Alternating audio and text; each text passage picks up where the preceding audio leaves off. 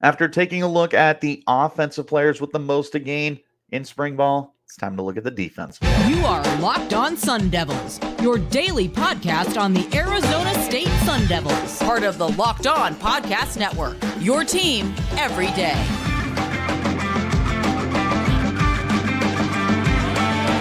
Welcome back to the Locked On Sun Devils podcast, part of the Locked On Podcast Network, your team every day.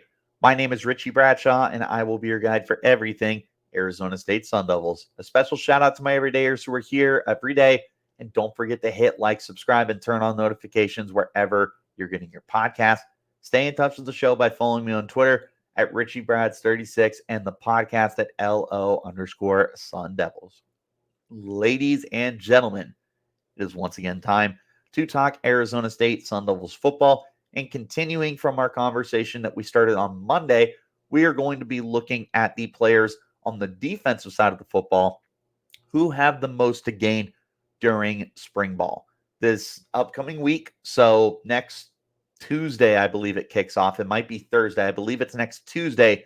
Things are going to kick off, and Sun Devils football players are going to be taking the field. You'll have some early enrollees, but you're going to have a lot of the returning guys. The transfers should be coming in, and we're going to get this party started. And we're going to see how these players look.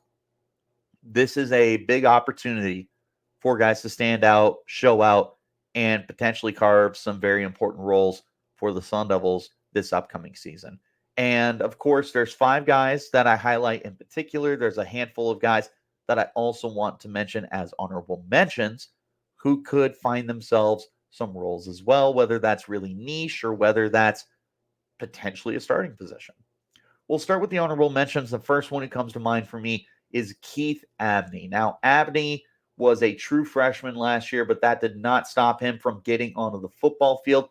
Only 2 tackles, but he did record an interception on the season. It was during the Oregon game. He picked off Ty Thompson towards the end of the game and kind of what you would call garbage time, but an interception is an interception. And it was cool to see him get on the football field. And he was active throughout the year. He recorded statistics in 3 different games. He got snaps in way more than that. I don't have it in front of me, but clearly enough to where he could not redshirt. He's somebody they like. He's somebody that potentially has a very important future with the team. Would not be surprised if Keith Abney was to build upon what he did last year and become a stronger, better player. They clearly like this kid. And the thing that he's really going to need a strong camp for is snaps in general, because there's a lot of new faces to the defensive backfield. In fact, the 3 honorable mentions I have here listed are all defensive back players. He's going to need to find a way to stand out to Brian Ward, to Brian Carrington, to Kenny Dillingham to get onto the field. And it's not going to be easy. 2 of the other guys I want to mention, they're both transfers. You have Myles Rowser, better known as Ghost, one of the safeties coming in from New Mexico State, and Laterrence Welch, a corner coming in from LSU. Welch is a former highly rated 4-star kid. Very talented. Somebody who could not get on the football field enough for LSU because of the logjam that they have in the secondary and in their team in general. Comes to Arizona State, and it's going to be a stiff competition for him here too. But it's not impossible for him. He just needs a lot to go right. And the biggest thing for him is right now the corner competition is muddled. You've got, I would tell you, I wouldn't even tell you there's any for sure guys right now. At best, there would be 2 guys that you feel confident are going to be starters with Cole Martin, who's the incoming transfer nickel, and Ed Woods, who is the returning outside boundary guy. Those are the 2 guys I feel the best about to be day 1 starters for the team, but their roles should not be locked up. They should have to be competing as well, especially with Martin being a transfer and Woods being a rotational guy the last 2 seasons. He's got some starts in there. He's got quality play, but with all the faces that are coming in, he's going to need to find a way to stand out. The reason why they're not on my honorable mentions is because it feels like they are closer to being starters. That's where Welch can come in and push them. And of course, Myles Rowser, he's stepping into a deep safety positional group. And I mean, it might be the deepest group on the roster because Rowser is joining Kamari Wilson as another transfer. They have Xavier Alford, who's returning after having to sit out last year for the NCAA double transfer rule. You have Shamari Simmons is back. Montana Warren, who we're going to talk about later, is also back as well. It is a loaded group. Rowser is more than talented enough to get on the field and be a starter, but he's going to need to begin showing off in spring ball first. With that being said, let's go ahead and get into the meat and potatoes of this podcast. And we're actually going to start at the linebacker spot, where I think the guy with the most to gain here is Tate Romney. And Romney was someone who really surprised me last year. Throughout the training camp that we had, he was rotated in quite a bit. But you also had lots of Will Schaefer. You had lots of Caleb McCullough. You had lots of Crew Jackson.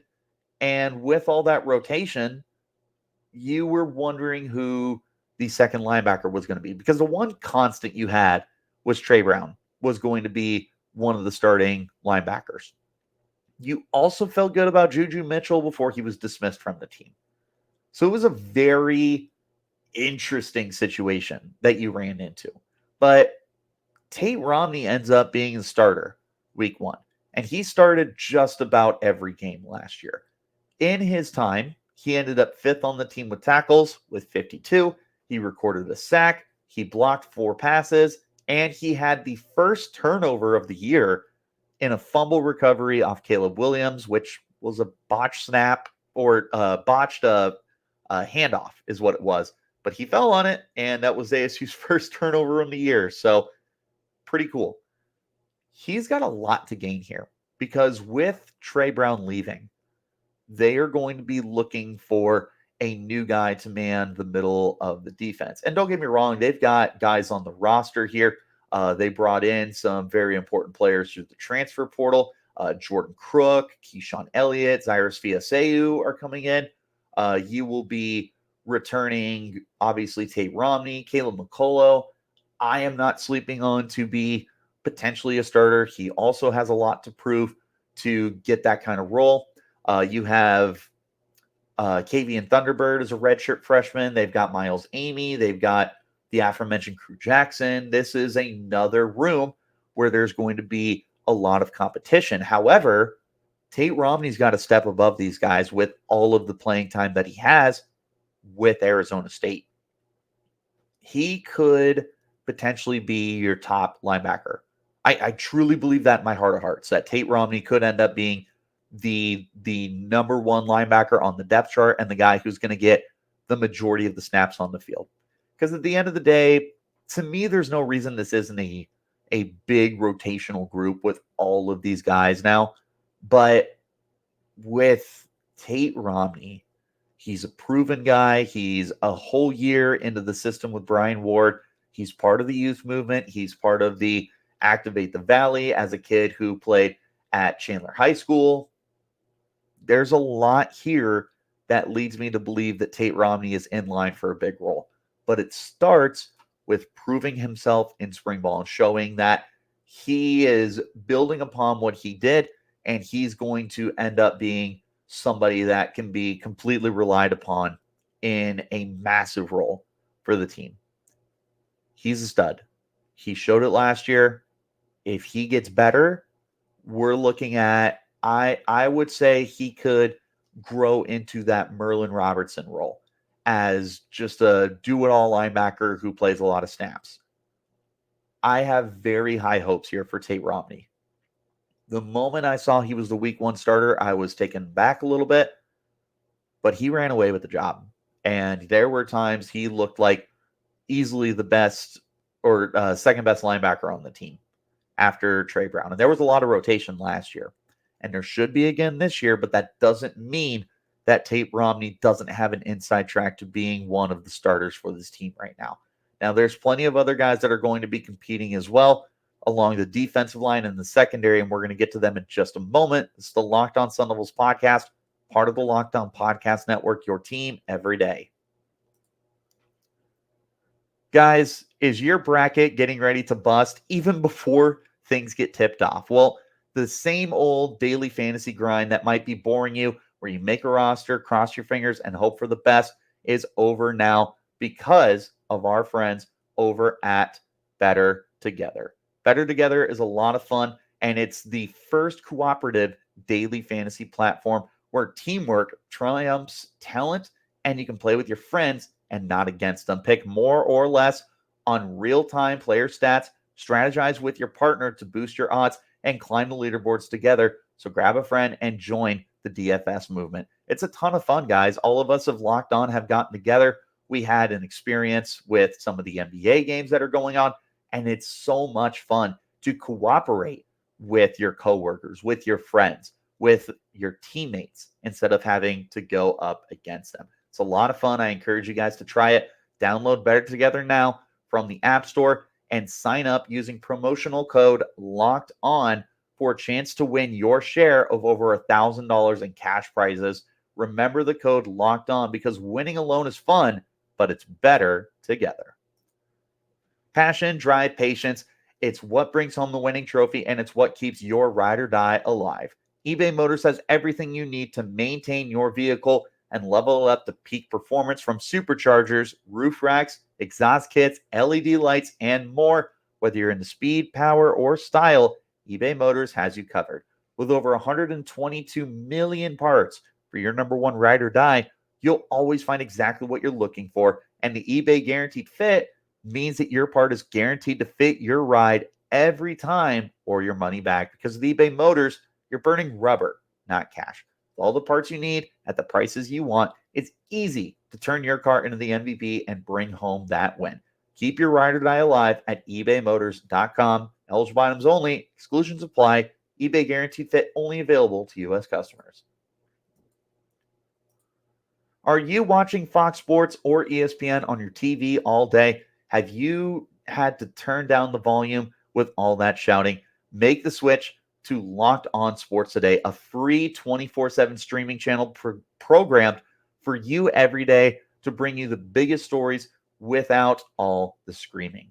Locked On Sports Today brings you can't-miss analysis, opinions, and news, streaming 24/7 on YouTube or free on Amazon Fire TV channels app, part of the Locked On Podcast Network, your team every day. Let's get back into our conversation now and take a look at the next Sun Devils defensive players with the most to win in spring ball. We'll go ahead and take a look at the defensive line now. And the first guy on the defensive line who stands out to me as somebody who could be a big-time winner is Gharin Stansbury. And Stansbury has been a player that has been really fun in theory, but we haven't gotten a chance to see him get on the football field yet. In 2021, he had 2 tackles and a sack. Last year, he had 5 assisted tackles, and that's it.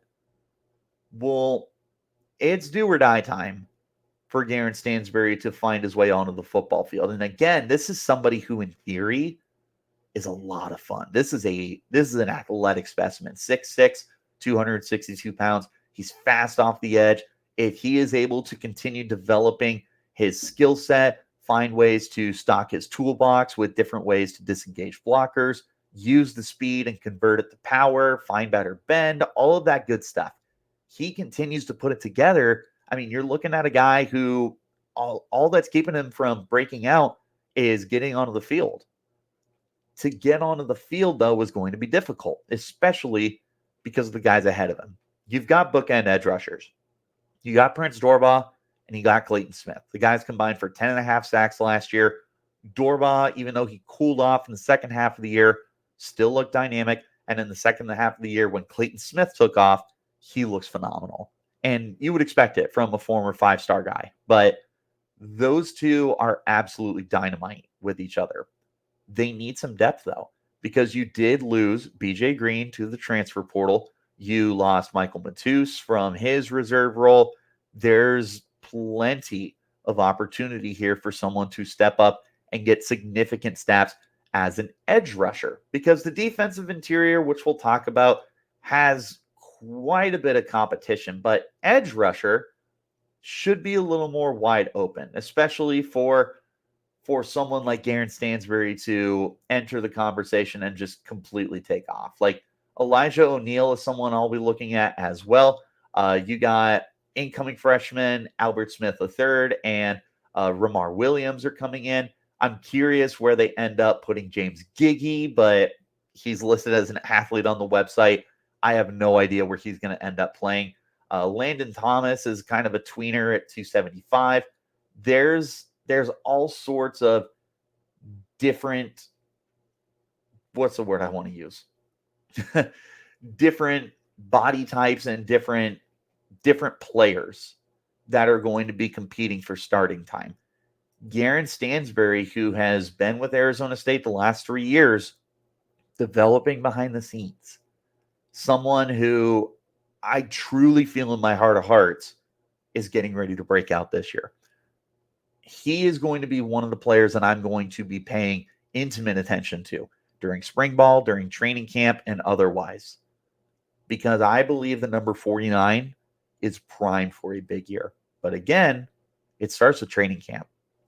And with BJ Green gone and not much guarantees beyond Smith and Dorbaugh, here's your chance. Here's your chance to show off that you should be the third guy in the rotation, that you should assert Dorbaugh or Smith as a starter.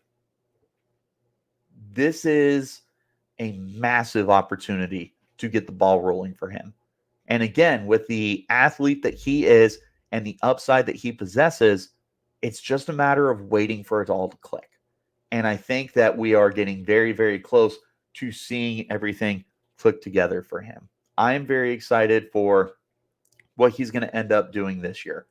Next guy I want to talk about along the defensive line wasn't with ASU last year, but is still someone that could walk into a starting role. That's Jacob Kongaika, the defensive tackle who's coming in from U of A. God bless him for coming to the light side of the force and joining the good guys. Kongaika, 6'2", 300 pounds. Last year, 15 tackles, 2 sacks. He's been in a rotational role with the Wildcats. He's probably looking at that again this year, but I'll tell you what, there is a wide open chance here for any defensive tackle to step into the role that Arizona State has for these guys. There are some veterans. Jeff Clark is one of the guys at the very top of my list, a transfer from Louisville. I would not be surprised if he took on that Nesta Jade Silvera, that Deshaun Mallory role as the veteran transfer who's able to kind of control the front. Anthony Cooper missed a lot of time last year, but was projected to be one of the starting defensive tackles for the team. He's also going to stir up lots of competition. You got Kyron Borda, who's a redshirt freshman. You've got Tristan Monday and Sam Benjamin. You've got Harold Brooks III. There's no shortage of depth and competition along the interior of the line. But man, is anybody's job safe? CJ Fahey feels pretty safe. I don't know that anybody else is guaranteed a role here. And that's where Kongaika can come in and seize that opportunity. He's a true junior, so he's got this year and potentially next year as well. The site actually lists him as 285. My apologies. The ESPN lists him at 300. Sun Devil's official site has him at 285. Whatever he is, though, this is nonetheless somebody who's got a huge opportunity in front of him to end up getting that starting role that he has craved and he has worked hard for. U of A, there was a lot of stuff that was going on with them even before the departure of, I almost said Kalen DeBoer. Who's their head coach? Jed Fish. Before the departure of Jed Fish, which is when Kongaika left. There's going to be good competition at Arizona State, the same way that there was at U of A.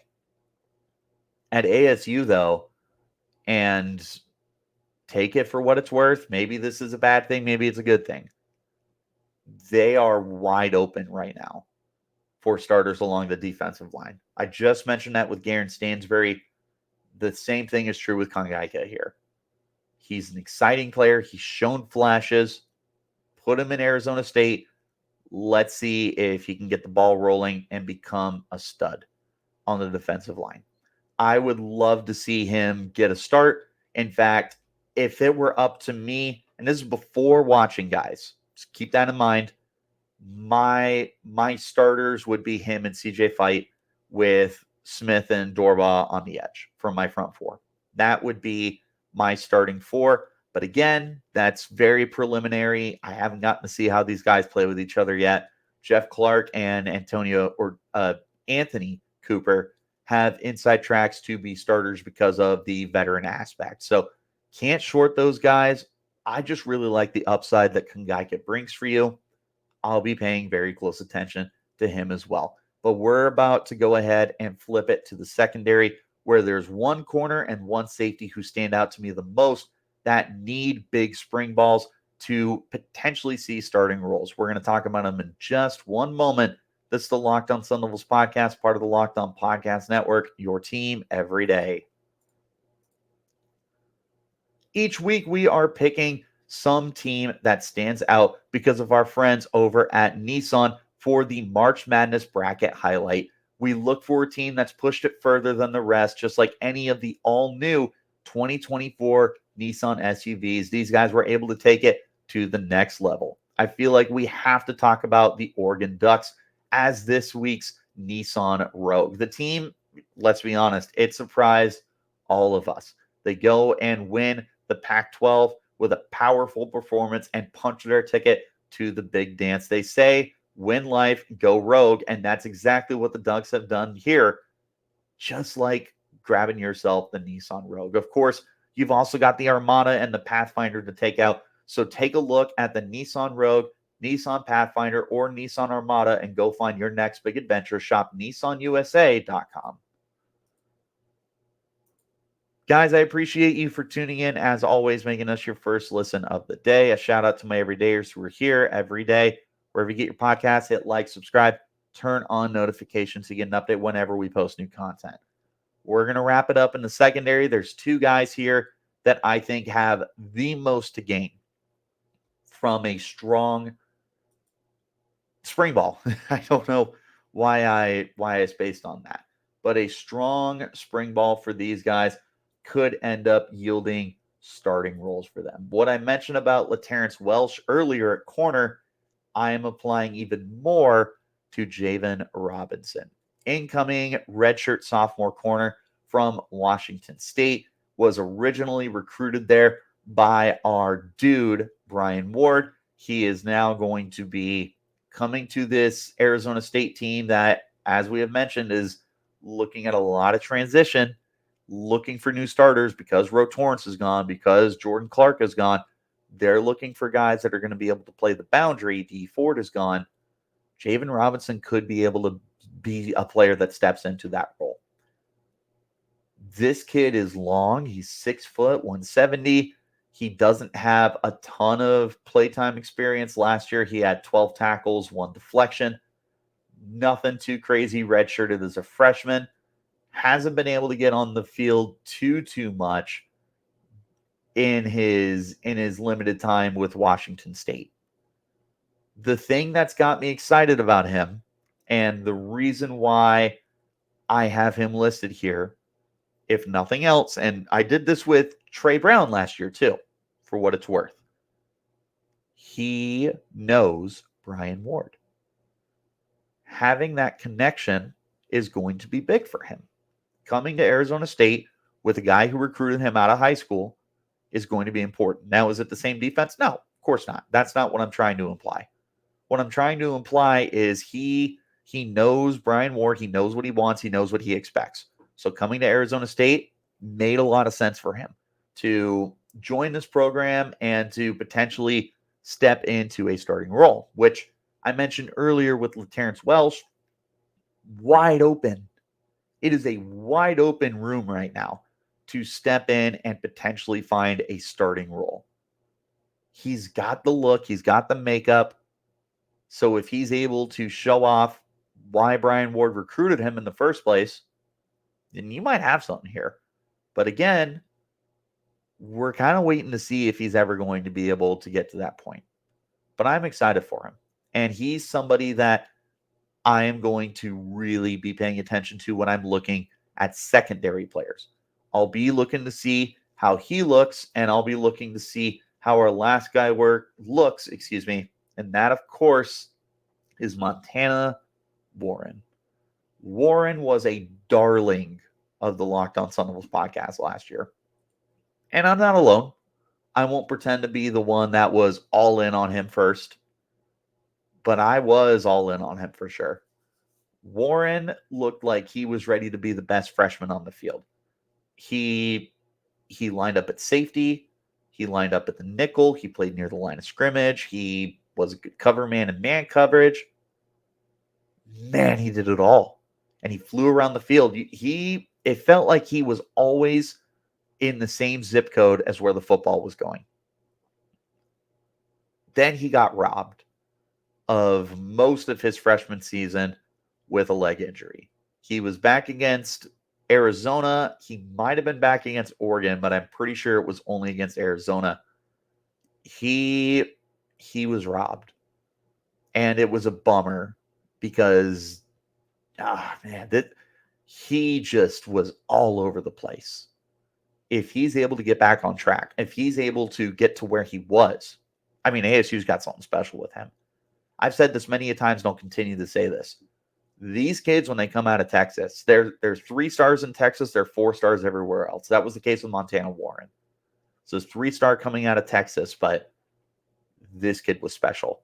Brian Carrington recruited him to TCU before taking a job at Arizona State. So he follows Carrington to ASU and immediately looks the part. The problem is, one, he's coming off injury, which at this point, it'll be a little over 6 to 8 months, somewhere in that ballpark, being removed from that injury. But again, it's a deep secondary, and especially at the safety spot. So he's going to have to work his you-know-what off. Because right now, I feel like your plug-and-play safeties are probably going to be Xavier Alford and Shamari Simmons. They've been here for 2 years. Alford, very similar to Montana Warren, was also flying around the football field when he was out there for training camp. He's a beast. I don't see any reason he's not a starter as long as he is what he was before. Shamari Simmons, he's the veteran. He's a good player. Fits the role. Who's your third safety? I mentioned, I almost said Keyshawn Elliott, his teammate, Myles Rowser. We have to pay attention to Kamari Wilson. You've got Montana Warren, though. And Warren is someone that feels like a building block for the future of this program. So the redshirt freshman from Texas, I'm just saying, he looks like a future cornerstone even. Not just a building block, but a cornerstone for the Sun Devils. He's special. He's so quick around the football field. He's got some ball skills, and he's got really good instincts. So if he picks up where he left off, and he left off on a very high note, so it's not going to be easy. But if he does, you might have something here. Of these 8 guys that we talked about, Warren is probably the guy I'm most excited about because he was there for me last year. Now he's back. Here's hoping that he picks up where he left off. Who are you guys going to be paying attention to on the defensive side of the football? Did I miss somebody? Did I bring someone to your attention? Let me know in the comments. You can hit me up on Twitter at RichieBrats36 or the podcast at LO_Sun Devils. Wherever you get your podcast, though, hit like, subscribe, turn on notifications so you get an update whenever we post new content. As always, you guys are the best, and thanks for making us your first listen of the day. Wrapping up this show now, we are going to be leaving you off with a little bit of love for March Madness. Although ASU will not be participating, watch it all the same. Enjoy your March. I'll see you guys again later. Till then, you keep it locked right here on Locked On Sun Devils.